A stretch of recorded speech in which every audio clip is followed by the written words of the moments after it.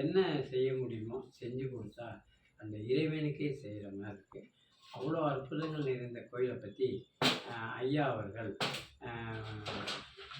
அவர்கிட்ட ஆசீர்வாதம் வாங்கிக்கலாம். கோயிலுக்கு அவ்வளோ சிறப்புகள் இருக்குது. 17 சித்தர்கள் அடக்கிய ஒரே கோயிலாக இருக்குது. அதனால் ரொம்ப அற்புதமாக இருக்குது. திருவள்ளுவருக்கு சிலை இருக்கிற ஒரே கோயில் இதுதான். அவ்வளோ அற்புதமாக இருக்குது. இப்போ ஐயா அவர்கள் தொடருவார்கள். நீங்கள் பேசுவீங்க. சொன்னாங்க. இது உங்களுக்கு தெரியுமா?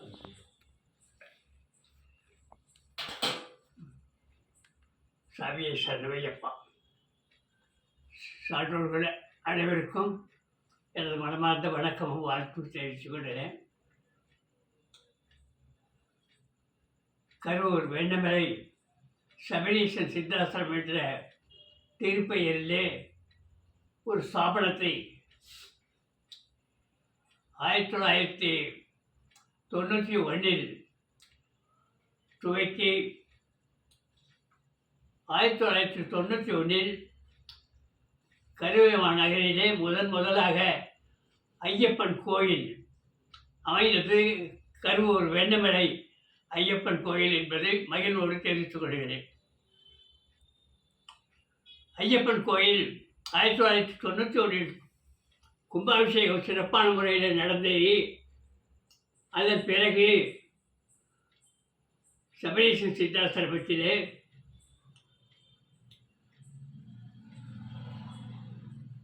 மகா கணபதிக்கு ஒரு சன்னிதானமும், முருகப்பெருமானுக்கு ஒரு சன்னிதானமும்,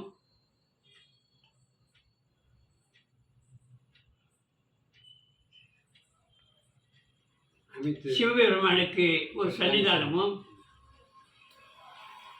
அஷ்ட லட்சுமிகளுக்கு ஒரு சன்னிதானங்களும், அஷ்டபுஜ ஐஸ்வர்ய ஜெய துர்காம்பிகை என்ற திருப்பெயரிலே 6 அடி உயரத்திலே 8 கைகளோடு துர்காம்பிகை அருள்பாலிக்கிறார்கள். மகா சக்தி படைத்த அம்மனாக திகழ்கிறார்கள்.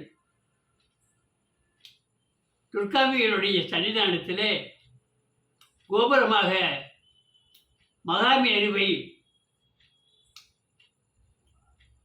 கோபுரமாக நிர்மாணிக்கப்பட்டுள்ளது. அதோடு மாத்திரம் இல்லாமல்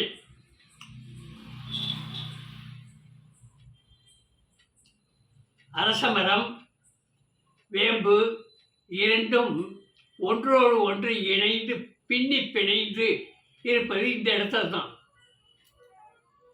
அந்த அரச மரத்தடியிலே விநாயகப் பெருமான், கன்னிமார்கள்,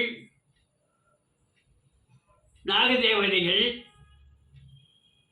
இத்தனையும் அங்கே பிரதிஷ்டை செய்யப்பட்டுள்ளது. அடுத்தபடியாக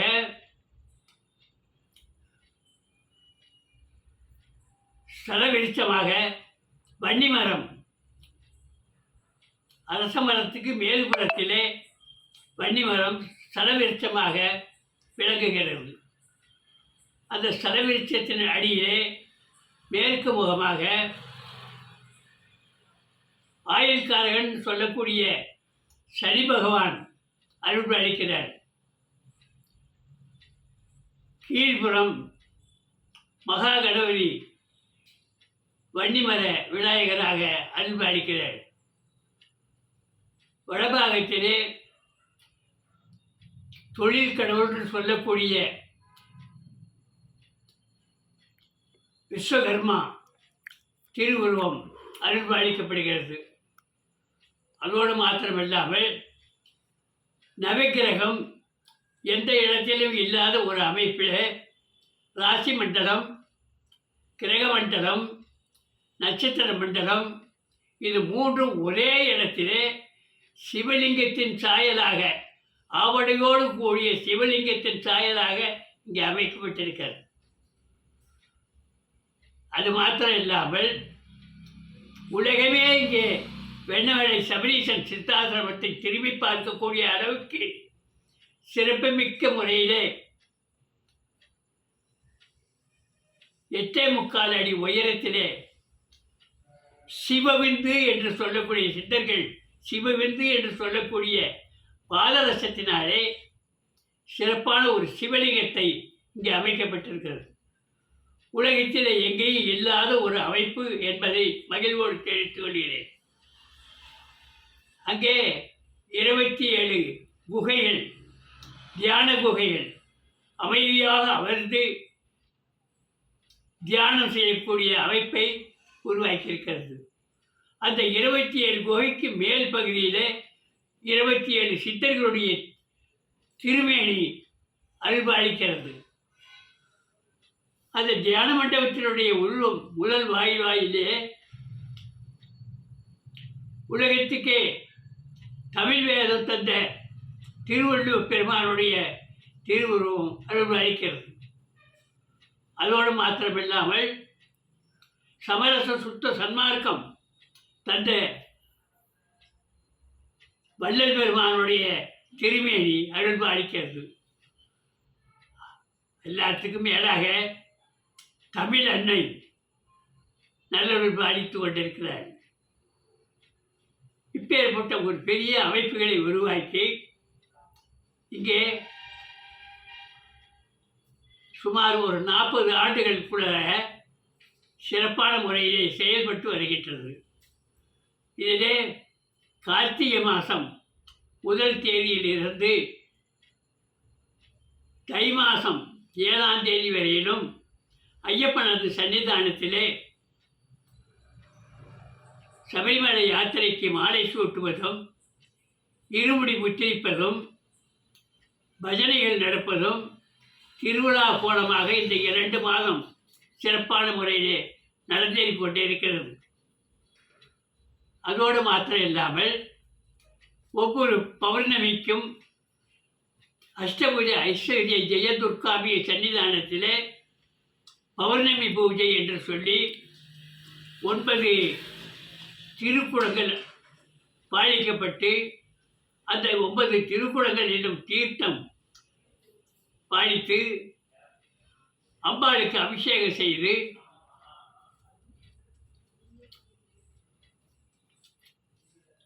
திருமண தோஷம், தொழில் அபிவிருத்தி, இது போன்ற நல்ல காரியங்களுக்காக அந்த தீர்த்தத்தை வந்திருக்கக்கூடிய பக்தர்களுக்கெல்லாம்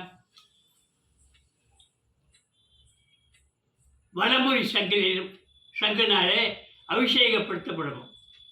அப்படி செய்வதில் திருமண தோஷம் உள்ள பெண்களுக்கு திருமணமாகி, குழந்தை இல்லாதவர்களுக்கு குழந்தை பாக்கியம் உண்டாகி, தொழில் பாதிக்கப்பட்டவர்களுக்கு தொழில் விருத்தி உண்டாகி, வியாபாரம் பாதிக்கப்பட்டவர்களுக்கு வியாபாரம் விருத்தியாகி சிறப்பாக நடந்தேறி கொண்டிருக்கிறது என்பதை மகிழ்வோடு தெரிவித்துக் கொள்கிறேன். அது மாத்திரம் இல்லாமல் ஒவ்வொரு மகா கணபதிக்கு சங்கடகர சதுர்த்தி மாதத்திலே தேய்பிறை வளர்பிறை 2 பிறையிலும் மகா கணபதிக்கு சங்கடகர சதுர்த்தி பூஜை சிறப்பாக நடந்தேறி கொண்டிருக்கிறது.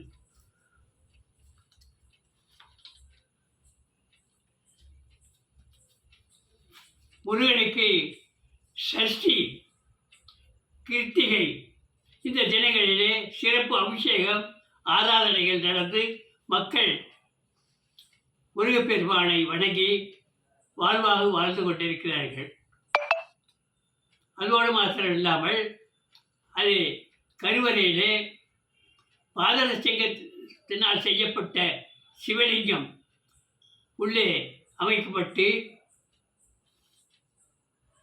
பிரதோஷ தினத்தன்றைக்கு அந்த சிவலிங்கத்துக்கு எல்லா விதமான அபிஷேக ஆராதனைகளும் செய்து, நந்தியம் பெருமானுக்கு எல்லா விதமான அபிஷேக ஆராதனைகள் செய்து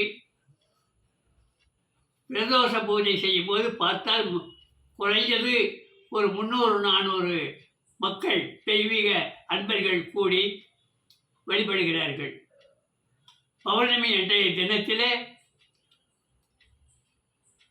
குறைந்தது ஒரு 500 பேருக்கு குறை இல்லாமல் கூடி பௌர்ணமி பூஜையை சிறப்பித்துக் கொண்டிருக்கிறார்கள். அவர்களுக்கு பௌர்ணமி அன்றைய தினம் அத்தனை பேர்த்துக்கும் இரவு 10 மணி அளவிலே எல்லாருக்கும் உணவு பரிமாறப்படும்.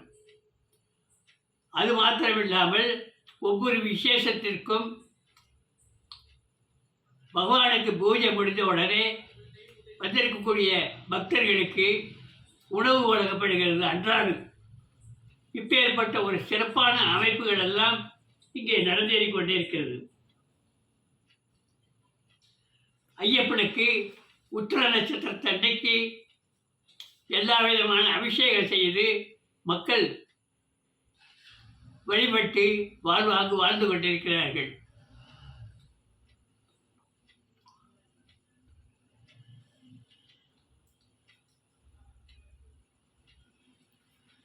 அஷ்டபுஜ ஐஸ்வர்ய ஜெய துர்காம்பிகை சன்னிதானம் வட்ட வடிவமாக அமர்ந்திருக்கும். அதாவது எல்லையற்ற நிலையை குறிக்கிறது. அதை சுற்றிலும் 8 விதமான கருவறைகளை அமைத்து அஷ்டலட்சுமிகளை பிரதிஷ்டை செய்யப்பட்டுள்ளது. அஷ்டலட்சுமிகளும் உலக மக்களுக்கு எல்லா விதமான நன்மைகளையும் எல்லா விதமான செல்வங்களையும் அருள்பாலித்துக் கொண்டிருக்கிறார்கள் என்பதை மகிழ்வோடு தெரிவித்துக் கொள்கிறேன். அதோடு மாத்திரம் இல்லாமல் 63 நாயன்மார்களில் சிறப்புமிக்க நாயன்மார்கள் 4 உடைய திருமேனி இங்கே அருள்பாலிக்கப்படுகிறது. வீரத்துறவி விவேகானந்தருடைய திருமேனி அருள்பாலிக்கப்படுகிறது.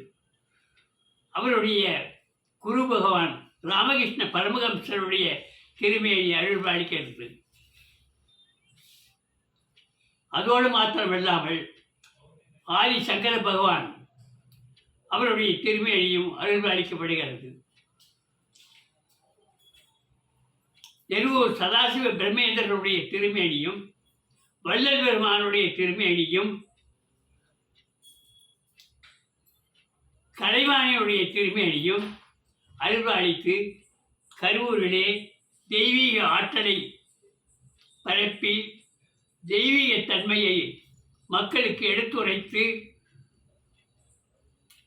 ஆன்மீக வழியிலே அறிவு சார்ந்த ஆன்மீக வழியிலே மக்களை திரட்டி ஆன்மீகத்தை புகட்டி இங்கே நல்லருள் பாலிக்கக்கூடிய தெய்வங்களுடைய திருவருள் சக்தியாலே இந்த உலக மக்கள் எல்லாரும் நல்வாழ்வு வாழ வேண்டும் என்ற ஒரு நன்னோக்கத்திலே சிறப்பான முறையிலே வழிபாடுகள் நடந்து கொண்டிருக்கிறது என்பதை மகிழ்வோடு தெரிவித்துக் கொண்டு இந்த வைபவத்தை உலக மக்களுக்கெல்லாம் எடுத்து காட்டுவதற்காக வந்துள்ள உங்களுடைய பாஸ்கர் அற்புத ஆலயம் அற்புத ஆலயம் சேனல் அற்புத ஆலயம் சேனலில் உலக மக்கள் எல்லாம் பார்த்து ரசித்து உலக மக்கள் எல்லாம் வந்து இங்கே தெய்வீக அருள் பெற்று வாழ்வாங்கு வாழ நீங்கள் துணை செய்யக்கூடிய இந்த சேவையை எங்களுடைய சபரீசன் சித்தாசிரமத்தினுடைய சார்பாக சபரீசன் சித்தாசிரம அறக்கட்டளையின் சார்பாக எனது சார்பாக நன்றியும் வாழ்த்தும் வணக்கமும் கூறி நன்றி கூறி நிறைவு செய்கின்றேன். நன்றி, வணக்கம். போதுமா? போகிறோம். அற்புதமாக சொல்லிட்டீங்க. நான் கூட எதிர்பார்க்கல. அற்புதமாக சொல்லிட்டீங்க. கோயிலில் நான் சொன்னதை விட